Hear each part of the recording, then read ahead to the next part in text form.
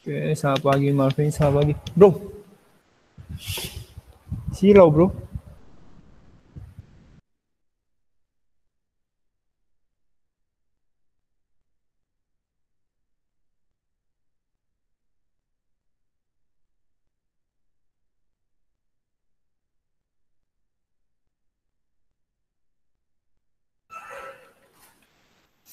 Oke, 3 menit lagi kita mulai. Ini kenapa sepi sekali ini? Nggak nyangka ya, minggu ini bisa Google Meet ya.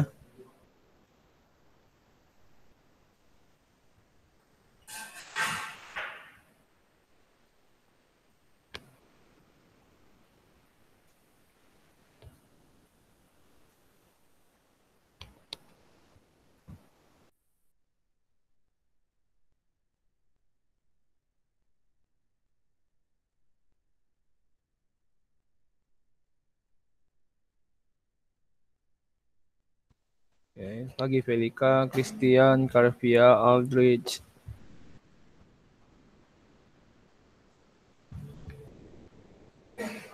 Pagi Aviani. Pagi, Pak.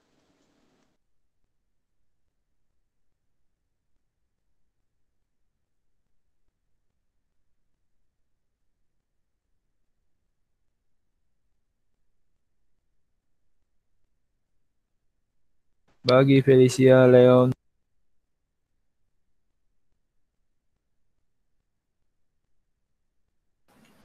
Pagi Sarah.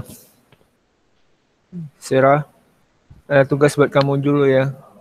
Tolong catat ya Sarah ya. Sarah. Oke. Tuh, judulnya Eko 11, Kevin. Udah Sarah? Eko 11, Kevin. Eko 10, Kevin. Eko 9, Bernie, Kevin, Vincentius. Eko 9, Burnley, Kevin, Vincentius. Eko 8 juga sama namanya, cuma ubah copy aja, itu paste. Eko 7, Branley, Liliana. Eko 7, Branley, Liliana. Ini kasih kurung, lupa submit. Eko 7, Branley, Liliana, dalam kurung lupa submit. Juga lupa turn in aja, lupa turn in. Branley sama Liliana, lupa turn in. Eko 5, Vincentius. Eko 5, Vincentius. Oke, thank you.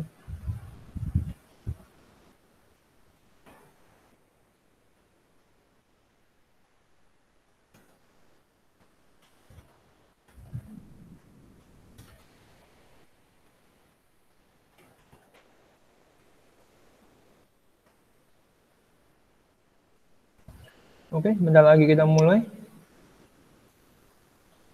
Jadi sambil saya kasih lihat dulu ke kelas. Terima kasih Aviani telah menepati janjinya bahwa mengumpulkan semua.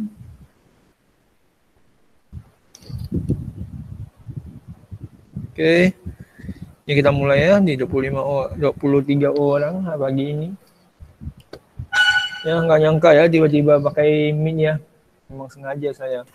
Dan kebetulan 2 minggu lalu saya udah mau Meet, cuman 2 minggu lalu libur. Minggu lalu pas-pas ada saya jadwal sidang, jadi nggak mungkin saya bisa Meet. Kalau nggak ada jadwal sidang di pagi itu, saya udah lakukan Meet bersama Anda. Ya. Ya, jadi pagi 11.1, selamat bergabung kembali di pelajaran ekonomi. Ya, jadi hari ini hal yang kita lakuin adalah bahwa kita mau mempresentasikan, ya, saya mau mempresentasikan perdagangan internasional. Ya, itu yang akan dipelajari pagi ini, yaitu perdagangan internasional. Nah, di perdagangan internasional ini, hal yang pertama kita perlu tahu adalah, saya mau tahu dulu dari kalian, apa sih alasan orang berdagang internasional? Saya mau tanya dulu ke Christian. Bisa suaranya Christian? Halo Christian. Christian Kalispor. Ya, Pak. Kenapa sih orang perlu berdagang internasional? Kenapa dia nggak berdagang dalam negara aja? Kenapa dia harus berdagang sampai ke luar negeri atau ke luar negara? Menurut Christian kenapa? Supaya mungkin barang kita bisa sampai ke luar negeri juga, Pak. Ya, kenapa kita harus beli barang dari luar negeri? Contohnya aja, kenapa kita harus beli barang dari luar negeri aja deh? Itu. Apa alasannya Christian kalau menurut Christian? Nggak masalah. Sebut-sebut aja, nggak masalah. Nggak ada yang salah, nggak ada yang benar ini. Kan opinion. Kenapa kita harus membeli barang dari luar negeri? Gitu Iya, ya, Pak. betul. Ya, Dan supaya bisa kayak gimana ya? Barang yang mungkin tidak ada di sini kita beli di luar negeri untuk melengkapi, untuk gimana ya, Pak lah? Untuk Oke. Berarti mencari barang yang tidak ada di negara ini ya. Jadi kalau kamu untuk memperbagus barang yang mungkin yang kita akan buat gitu. Kalau menurut Aldrich? Kalau menurut Aldrich apa, Aldrich? Kenapa kita harus berdagang internasional? Menjalin hubungan, Pak. Menjalin hubungan. Oke. Kalau menurut Felika? Menurut Felika apa Felika? Kenapa harus berdagang internasional? Mencari keuntungan. Mencari keuntungannya. Ya. Karena kalau berdagang internasional itu keuntungannya juga lumayan banyak. Berarti memperluas pasar.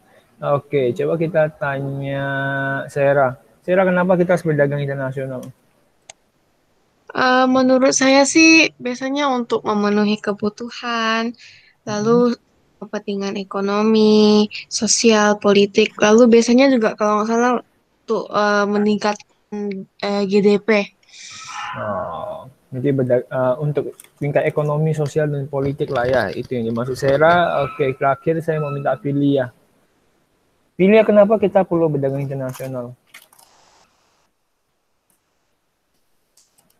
Alasannya apa, Filia? Filia, suaranya ada? Belum keluar suaranya. Kenapa Filia? Nggak ada suaranya, nggak kedengaran tadi. Oke, saya coba minta orang yang bisa bersuara dulu ya. Kita coba terakhir minta Melvin, suaranya Melvin. Halo Pak. Kenapa kita perlu berdagang internasional, Melvin? Kenapa kamu perlu jual ke negara lain? Kenapa nggak jual dalam negara aja? Mengikuti tren, Pak. Mengikuti tren. Oke, terima kasih. Nah, jawaban kalian tuh nggak ada yang salah. Berarti kalian itu udah punya dasarnya. Bahwa kenapa harus berdagang internasional? Satu, perbedaan harga yang seperti disebutkan Christian Kalispor atau disebut oleh Sarah. Ya, bahwa apa alasan kita pertama berdagang internasional adalah perbedaan harga pastinya. Jadi kalau misalnya barang negara kita lebih murah, kita akan mencoba melempar keluar supaya ya pasti kita kalau barang lebih murah pasti kita ada cuannya dong, pasti ada untungnya dong. Ya. Jadi dengan ada keuntungannya ya saya mencoba lempar barang keluar gitu. Nah, atau penghematan biaya. Jadi saya mencari bahan dasar yang murah. Ya, saya mencari bahan dasar yang murah, bukan hanya bahan, tapi tenaga kerja juga. Ya, jadi ada beberapa negara yang mencari tenaga kerja, contohnya kayak negara kita, ya TKI kita itu tergolong murah.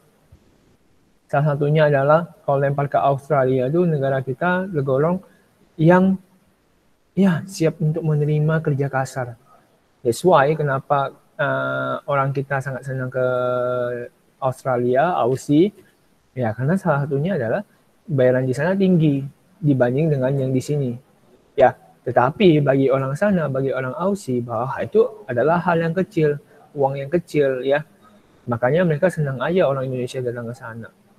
Ya, atau TKI yang kita kirim ke China, TKI yang di Singapura, Hong Kong, dan segala macam. Itu adalah tenaga kerja Indonesia yang cukup murah hitungannya. Kalau tenaga kerja dari asing itu biasanya mau dimanapun kecuali di Indonesia ya. Di Indonesia itu berbeda.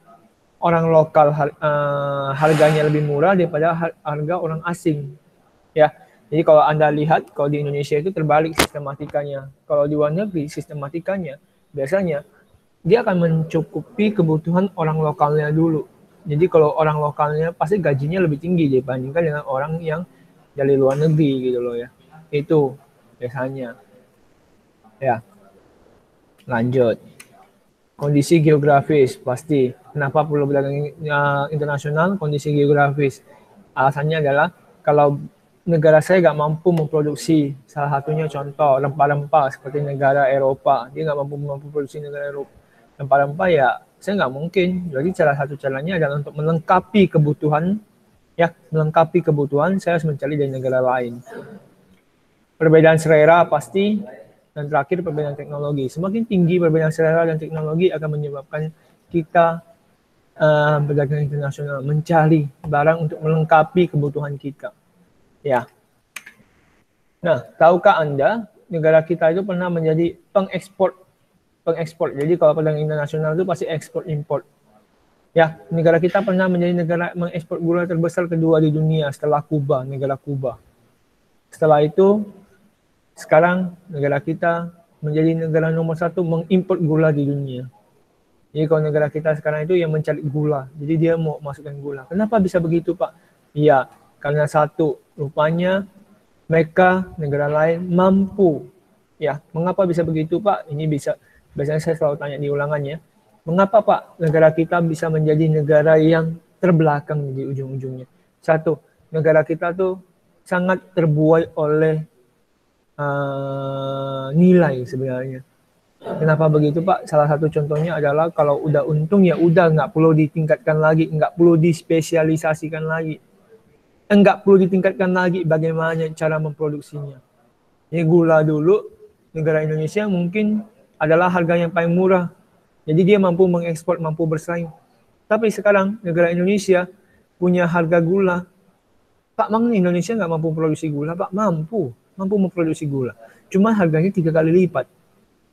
3 kali lipat daripada harga lokal. Jadi kalau harga luar negeri itu lebih murah 3 kali lipat. Itu alasannya. Kenapa harga gula Indonesia bisa menjadi Indonesia bisa negara nomor 1 mengimpor gula. Karena dengan demikian pemerintah pasti berpikir dong, kalau dia pakai produk dalam negeri akan berbahaya juga. Apakah orang mampu membelinya? Ya, dengan harga yang lebih mahal gitu loh ya. Jadi seperti itu. Itu alasannya. Ya pastinya karena Indonesia nggak pernah mau upgrade dirinya, ya pasti akan berbahaya bagi dirinya sendiri. Oke, sampai sini ada yang mau tanya dulu? Halo, Y1, sampai di sini ada yang mau tanya dulu?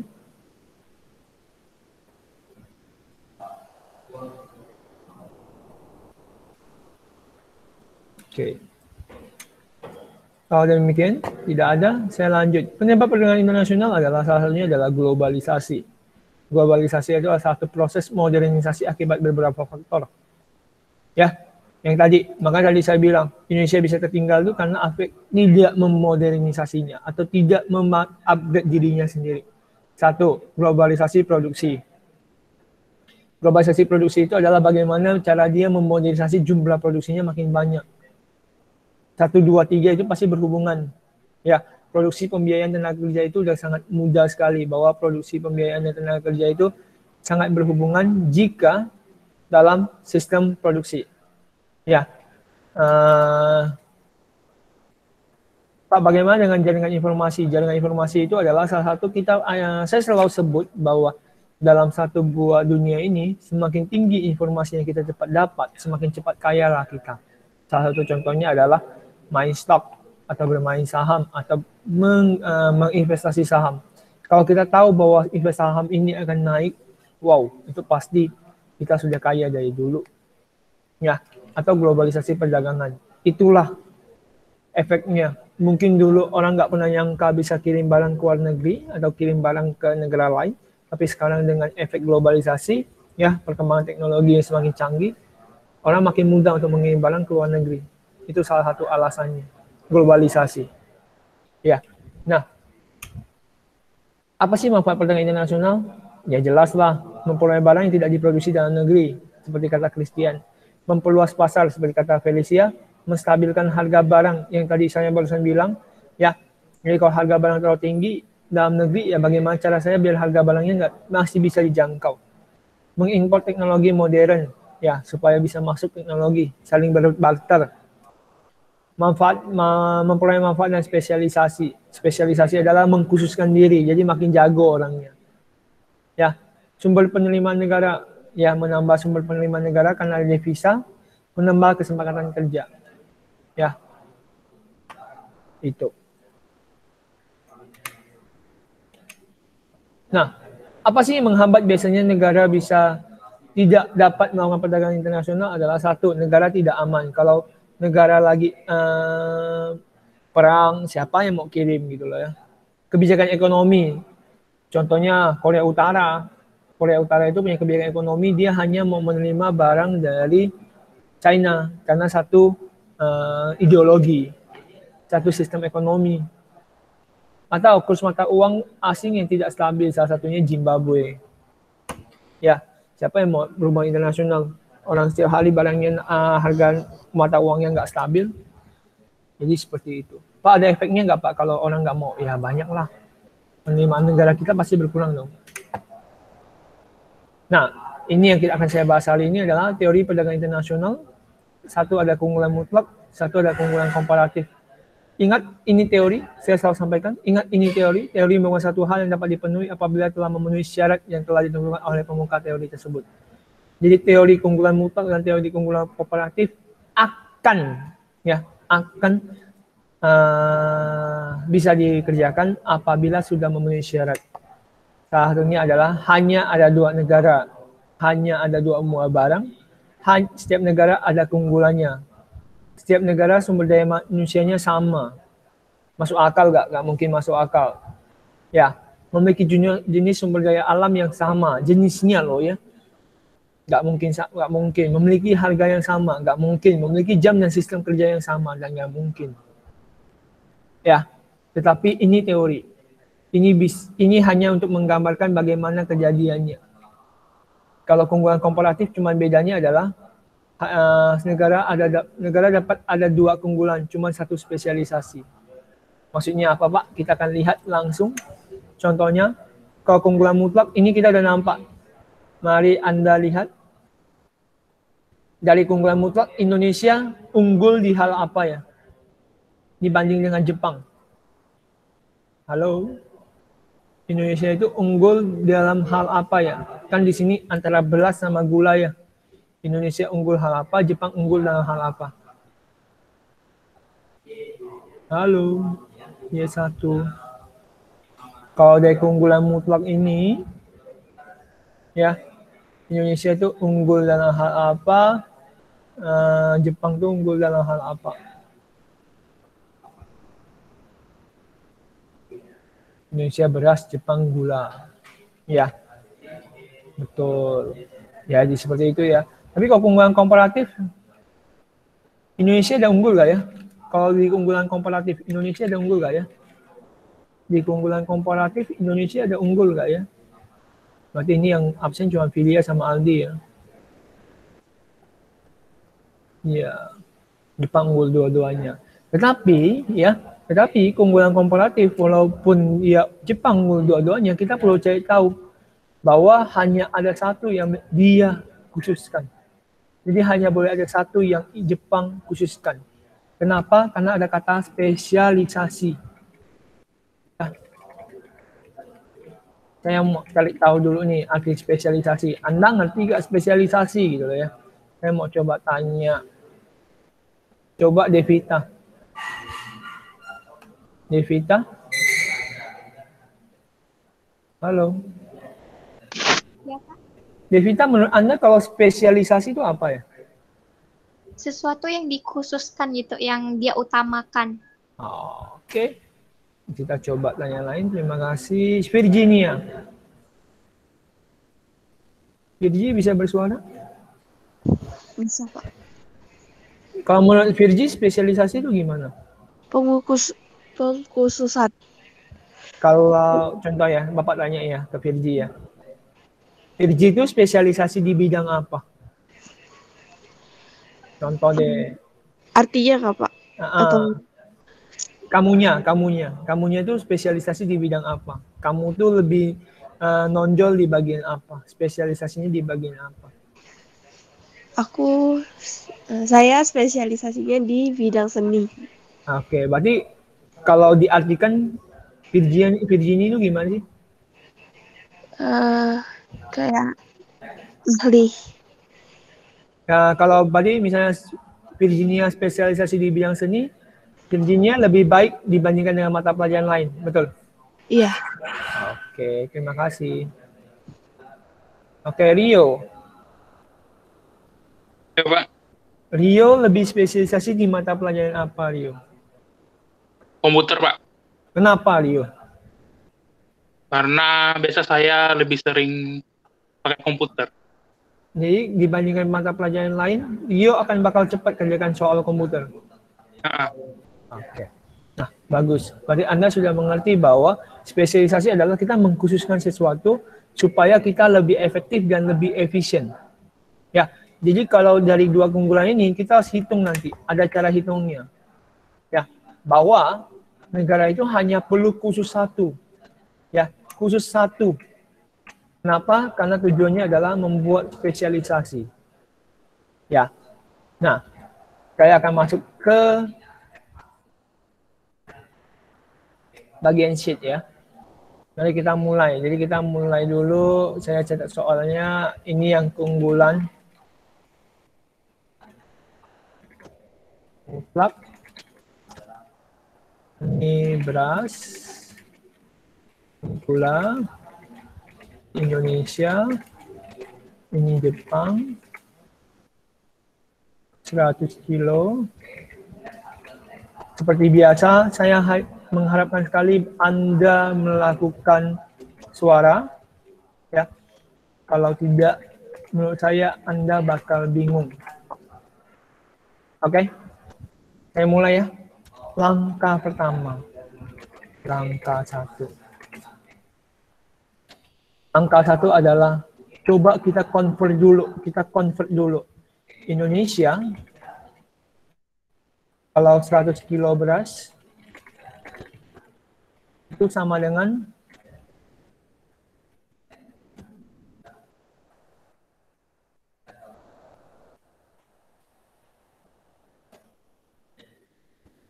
sebentar.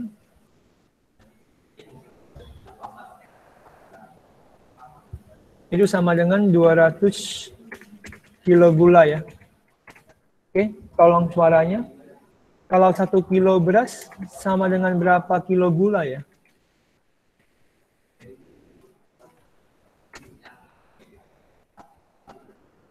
Satu kilo beras itu sama dengan berapa kilo gula ya? Kok bisa Aldrich? Kok bisa 2 kilo? Oke, saya balik lagi. Kalau 200 kilo gula, saya balik ya. Itu sama dengan 100 kilo beras. 1 kilo gula. Itu berapa kilo beras?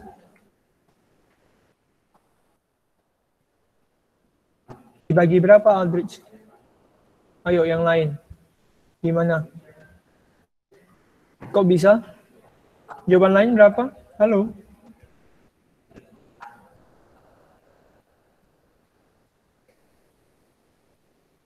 Nah, gampangnya gini ya. Kenapa Aldrich bisa jawabannya betul, Pak? Karena 100 kilo beras menjadi 1 kilo beras itu adalah paling gampang adalah cara angka menjadi satu. Cara angka menjadi satu adalah contoh, 20.000. Bagaimana dia bisa jadi 1? 20.000 bagaimana bisa jadi 1? Mau bagi berapa? Yuk bagi 20.000. Oke, suara ya. Lebih bagus pakai suara supaya semua mendengar. Kalau 30.000 harus bagi berapa? 10.000 sama. 30.000. Bagi 30.000. Kalau 5 biar 1 bagi berapa? Bagi 5. 5. Kalau A, biar 1 bagi berapa? Kalau A bagi 1 biar berapa? Iya, bagi A Bagi juga. A. Bagus banget. Berarti caranya adalah biar jadi 1 kilo, maka sama-sama kita bagi 100. Ingat, di matematika, kiri kalau bagi 100, kalau sebelah sini bagi 100, maka sebelah kanan juga perlu bagi 100. Maka 200 kilo bagi 100 adalah 2 kilo gula. Kalau yang ini, supaya gulanya bisa jadi 1, 200 kilo gula kita bagi sama-sama bagi berapa? 200. Oke. Maka dapat 2 kilo gula. 2 kilo beras. Sampai sini, ngerti dulu nggak? Buat ubah ini dulu nih. Yang pertama kita ubah adalah, salah satunya adalah satu item menjadi satu item lainnya dalam negara sendiri ya. Ini masih dalam negara sendiri ya. Masih dalam negara sendiri. Ada yang nggak ngerti nggak? Kalau nggak ngerti saya jelasin ulang nih.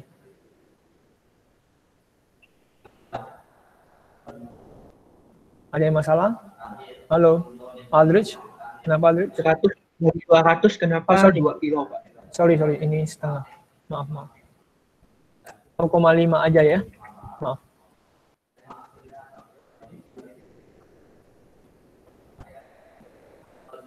Oke, ada lagi? Maaf, tadi saya salah.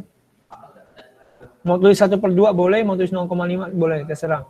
Ada lagi yang mau bertanya? Bisa ya? Mari kita coba. Sekarang buat yang Jepang. Berarti kalau Jepang, kita mau coba minta satu orang. Kita minta Malvin. Malvin. Ya, Pak. Kita mulai beras ke gula dulu, Vin. Berapa kilo beras, berapa kilo gula, Vin? Jepang Jepang. 80 kilo. 10 kilo apa, Dok? Sama dengan? Sama dengan berapa kilo gula? 400 kilo gula. 400 kilo gula. Oke. Berarti 1 kilo beras, berapa kilo gula, Vin?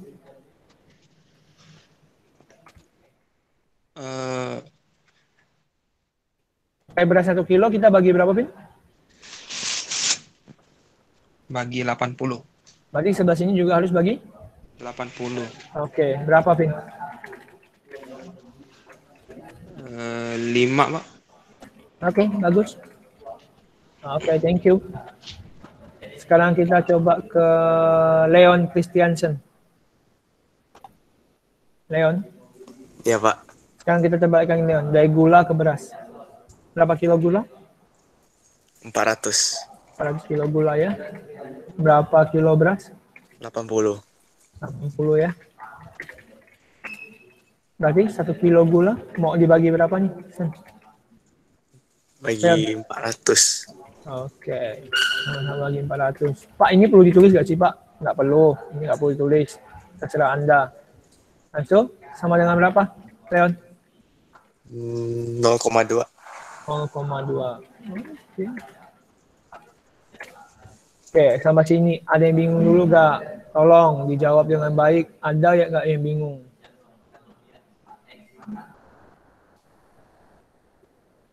Halo, ya satu. Oke, thank you. Yang lain?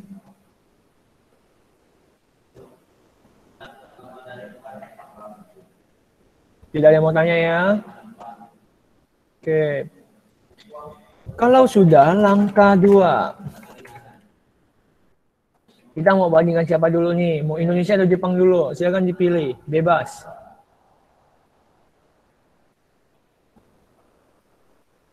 Nah, kita coba bandingkan Indonesia dulu.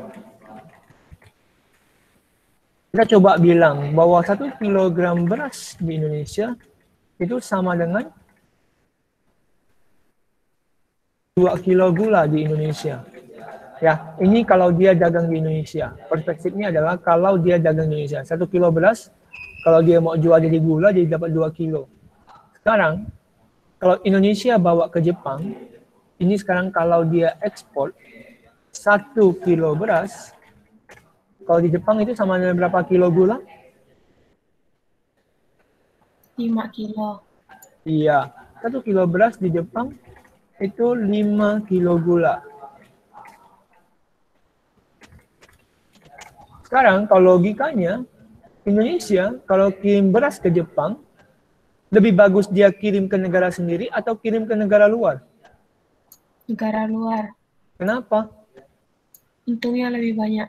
Iya, sekarang yang lain bagaimana? Jadi saya mau tahu dulu nih. Ini kan Sera, karena Sera pernah bimbingan, pasti dia lebih mudah untuk menjawabnya. Tapi yang lain bagaimana? Nah, jadi maksudnya adalah gini. Sekarang kita contoh dulu. Jadi siapa negara yang mau kita atau acukan? Ya, kalau Indonesia 1 kilo beras itu 2 kilo gula. Jadi kita anggap dia mau jual beras ya. Dianggap dia mau jual beras. Anggap dia mau jual beras. 1 kilo beras itu 2 kilo gula di Indonesia. Kalau dia bawa ke Jepang, 1 kilo beras itu 5 kilo gula. Berarti Indonesia lebih untung jual di negara sendiri atau jual di negara lain? Negara Atau lain. Negara lain. Negara Nah, lain. caranya adalah paling gampang kita kurangi aja 1 kilo beras. Itu akan sama dengan 3 kilo gula. Karena positif, maka dia untung posisinya. Maka kita perlu buat kesimpulan.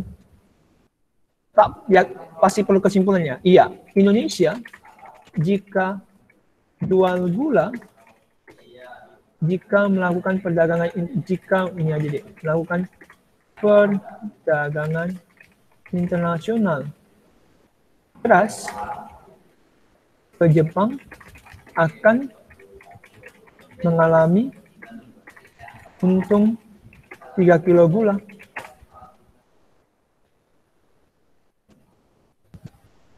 Nah, saya nggak akan minta Anda berkomentar dulu nih. Kita akan coba dulu. Sekarang, masih sama. Pak, kenapa Indonesia harus jual beras? Kenapa Bapak nggak bandingkan gula dulu? Coba kita bandingkan gula dulu. Mari kita lihat di Indonesia. 1 kilogram gula sama dengan 0,5 kilogram beras kan? Kalau dia bawa ke Jepang, jadi hal sama ya, 1 kilo gula itu sama dengan apa? 0,2. 0,2 kilogram beras. Sekarang kita lihat, kalau di Indonesia sendiri, saya kalau jual beras, jual gula, itu bisa dapat harganya 0,5 kilo beras. Kalau saya bawa ke Jepang, 1 kilo gula itu cuma 0,2 kilo. Maka ini untung atau rugi menurut kalian? Rugi. Pasti rugi dong ya. Karena 1 kilo gula kalau saya kirim keluar, bagus saya jual di negara sendiri kan. Kalau saya misalnya saya maksa nih, saya mau jual, berarti saya akan rugi 0,3 kilo beras, betul? Maka dengan demikian dia rugi kan? Benar nggak? Halo? Benar. Benar. Jadi buat kesimpulan lagi, kalau dia buat kesimpulan lagi, maka kita buatkan hal yang sama. Cuman sekarang kita ganti. Sekarang bukan beras yang dia mau dilakukan. Akan mengalami kerugian. Rugi 0,3 kilo. Pak, pasti beda 0, nggak Pak? Enggak, ini kebetulan aja sama-sama angkanya 3.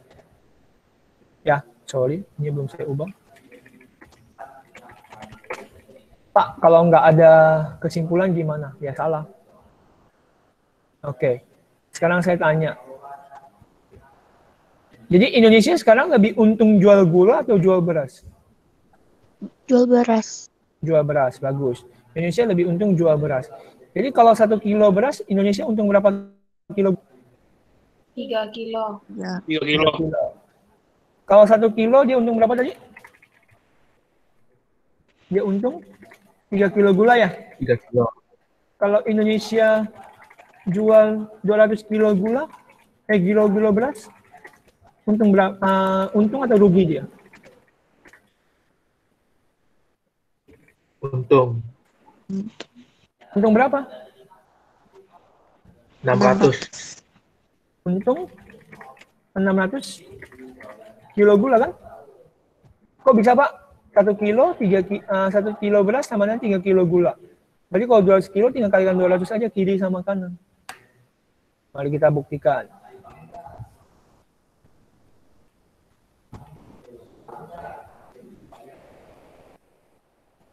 Cara kerjanya adalah kita tinggal lihat bahwa 1 kilo beras itu dia untung 3 kilo gula kan? Jadi kalau 200 kilo beras dia akan untung 600 kilo gula kan? Gimana caranya? Sama-sama kalikan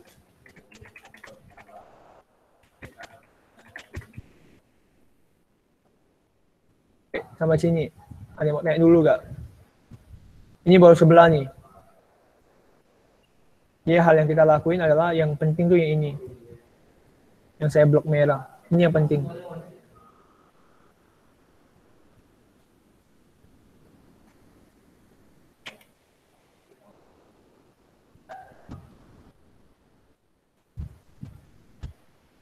Langkah kedua masih lakukan hal yang sama.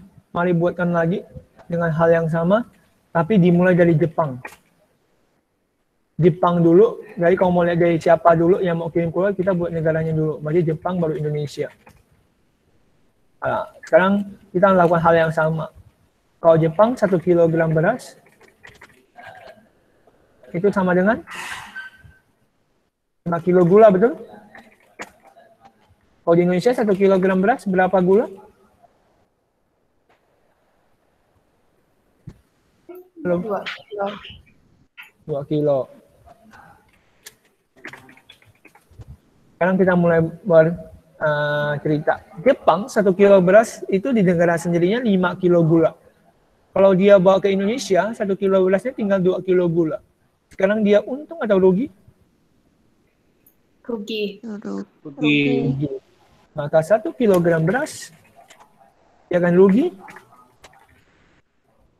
3 kilogram gula. Maka dengan ini dia posisinya rugi. Sama, buatkan kesimpulannya lagi. Wajib Pak, kesimpulannya wajib. Tanpa kata lain, saya perlu wajibkan. Jadi dengan kata yang boleh disamakan, ya cuma diubah bahasanya aja. Jepang, jika melakukan perdagangan internasional, beras ke Indonesia, maka akan mengalami kerugian 3 kilogram gula. Ya. Jadi wajib dituliskan.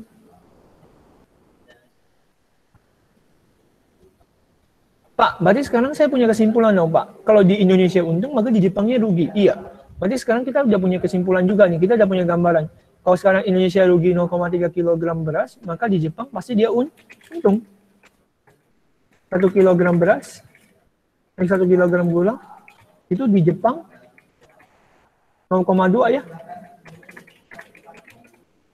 Kalau di Indonesia, dibawa ke Indonesia, 1 kilogram gulanya sama dengan 0,5. Iya. Maka dengan demikian,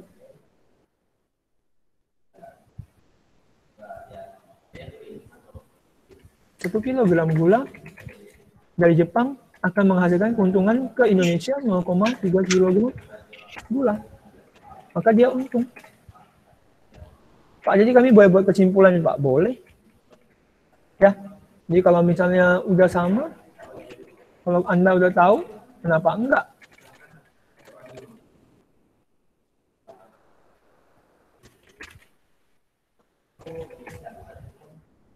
Oke, ada pertanyaan dulu?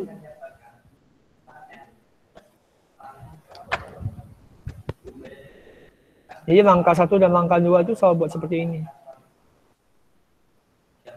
Ini biasanya soal ketiga. Bukan keuntungan. Oh sorry, ini keuntungan. Jadi copy paste.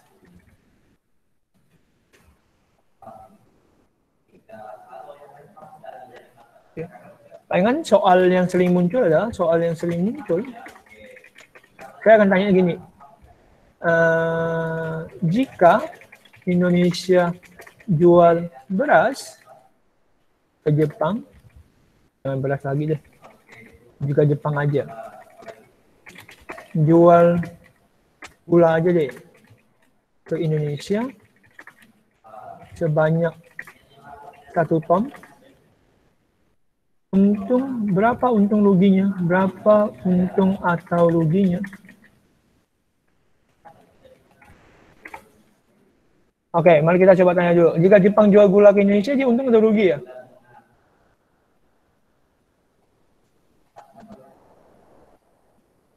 Halo? Jika Jepang jual gula ke Indonesia, sorry, ini sama-sama gula.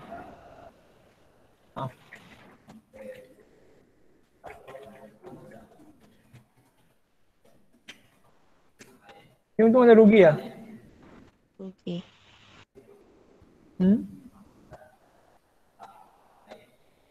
Untung ada rugi? Jika Jepang jual jika Jepang jual gula ke Indonesia. Halo? S1. Rugi, Pak. Rugi atau untung? Siapa yang jawab? Felicia ya barusannya? Iya. Yang lain? Untung ada rugi? Untung. Untung, Pak. Untung. Kok bisa untung? Mari kita cek ya. Bahwa Jepang kalau jual gula, itu tadi kita lihat 1 kilo gula 0,2 kg beras. Ya kalau kirim ke Indonesia 1 kilo gula 0,5 kg beras. Berarti dia untung tadi. Maka kita buat kesimpulannya aja. Ambil dari langkah nomor 2, 1 kg gula itu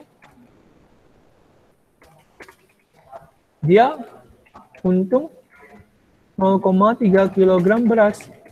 1 ton itu berapa kilo? 1000 kilogram. Maka akan sama dengan kali berapa nih 0,3-nya? Kalau satunya kali 1000 berarti sebelah sini juga kali 1000 ya, berarti dapatnya 300 kg beras, benar? Benar. Maka kesimpulannya adalah jika Jepang jual gula ke Indonesia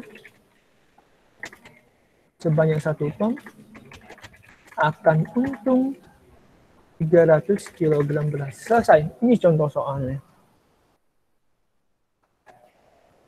Atau soal yang sering muncul lagi. Pelika udah mulai ngerti belum? Tadi kan salah jawab tuh. Iya, Pak. Udah. Indonesia lebih baik spesialisasi di produk apa?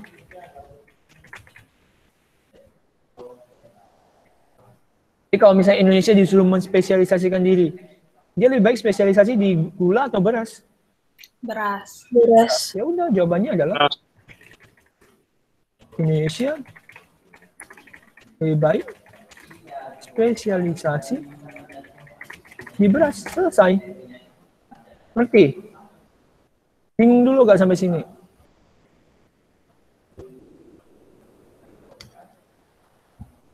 Ada masalah sampai sini?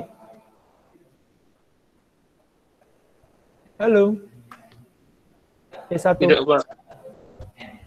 Jadi bisa kerjain kalau minggu depan saya kasih soal seperti ini.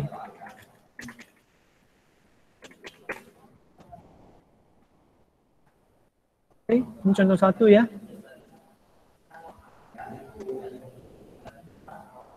Nah.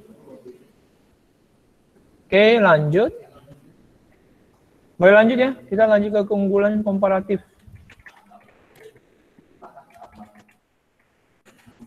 Pak, kalau tadi enak Pak soalnya. Kita coba ya, kita ketik ulang. Saya cuma perlu copy paste dulu bentar.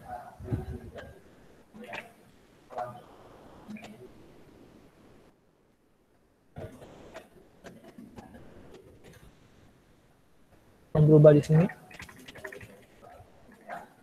Aku kayak tadi enak Pak. Indonesia enak, angkanya sama gitu ya. Ini saya nggak tahu Pak, Indonesia harus spesialisasi di mana. Maka dengan demikian, buatkan dulu langkah 1.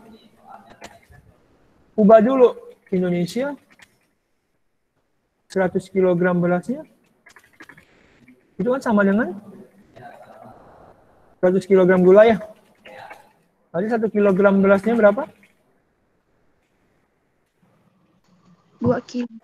2 kilo gula. 2 kilo.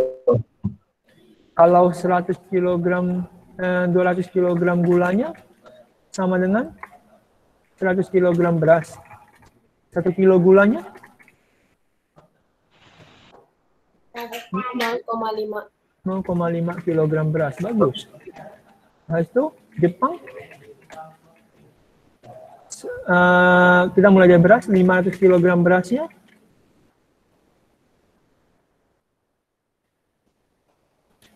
Itu sama dengan 400 kg gula. Kalau 1 kg berasnya sama dengan 0,8. bagus, 0,8 kg gula. Oke, kita balikan lagi. Kalau 400 kg gula itu sama dengan 500 kg beras. Apa? 1 kg gula sama dengan 1,25. 0,25 kg beras. Pak, kalau komanya banyak mau tuliskan? Iya. Langkah 1 udah ngerti ya? Ada yang nggak paham langkah 1? Bagus. Langkah 1 ada yang nggak paham?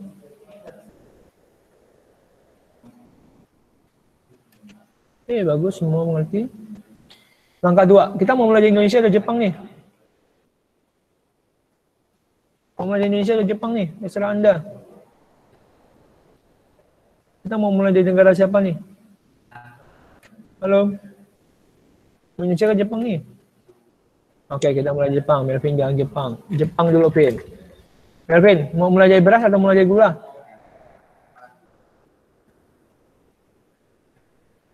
Oh, Vin.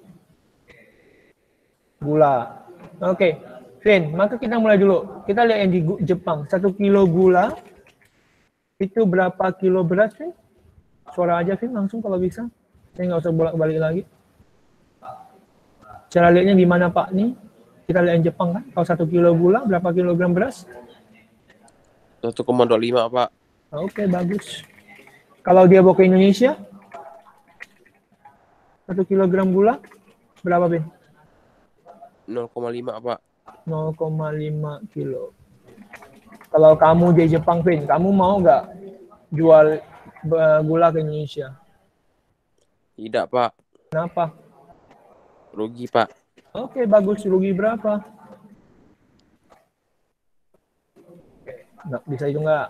1,25 kurang 0,5. Berapa yang lain? Biar bantu Melvin hitung. Ayo. Betul ya? Maka dia akan keadaan rugi. Berarti Jepang nggak cocok. Spesialisasi di bidang, kalau dia wajib melakukan perdagangan internasional, dia nggak cocok. Kita coba ke Jepang dulu, 1 kilogram berasnya sama dengan 0,8 kilogram gula.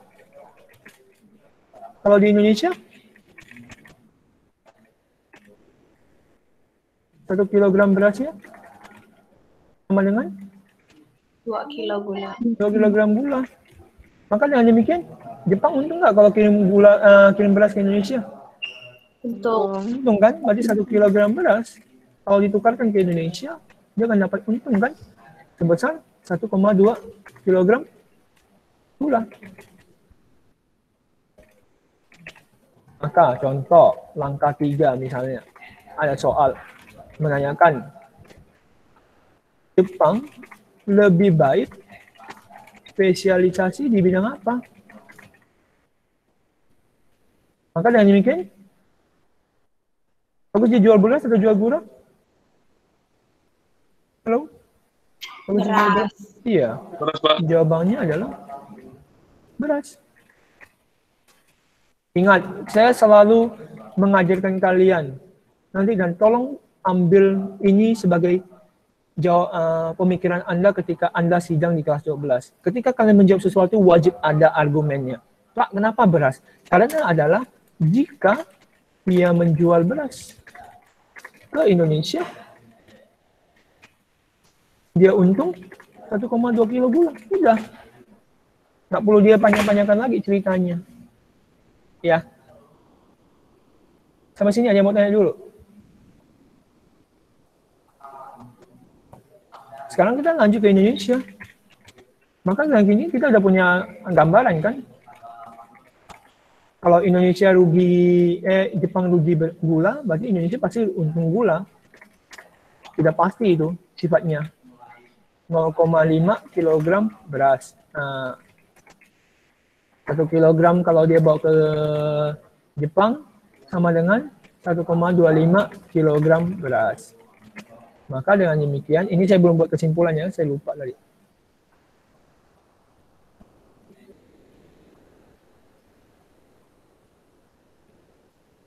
Jika Jepang melakukan dagangan internasional ke Indonesia, gula ke Indonesia, maka akan rugi 0,75 kg beras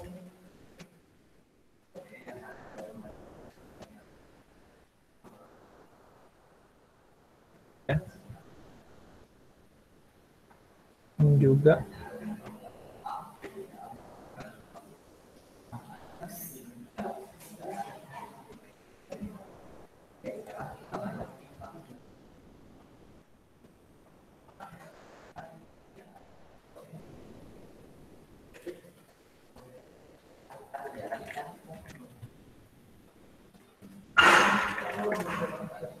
Oke, ya kita tinggal balik aja. Berarti ini 1 kg gulanya akan menjadi untung 0,75 kg beras. Untung dia.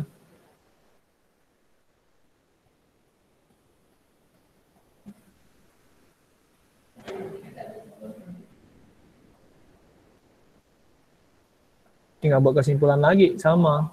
Ya, ini Jepang lagi, Indonesia lagi. Kok Indonesia, Jepang, Indonesia lagi, baru Jepang. Ya kita balik aja, 1 kg beras di Indonesia, jadi sama dengan 2 kg gula. 1 kg beras di Jepang sama dengan 0,8 kilo beras. Gula. Maka dengan demikian, kita buat kesimpulan yang sama. 1 kg beras itu akan menimbulkan kerugian 1,2 kg gula. Rugi. Maka tinggal buat, tinggal ubah.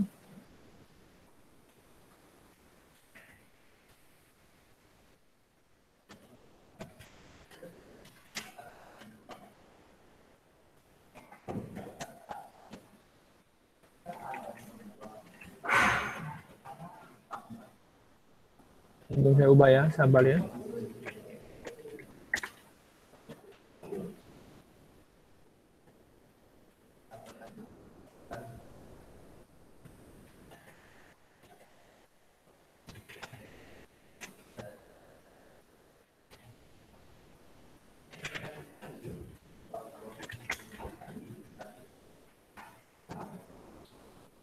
Maka demikian kita sudah dapat kesimpulan ya, bahwa setiap negara itu wajib punya satu keunggulan, satu spesialisasi, dan nggak bisa dua-duanya.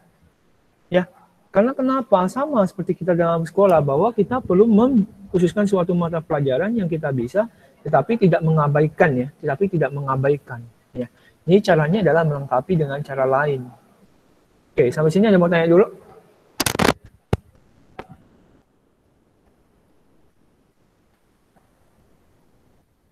Ada yang mau tanya dulu?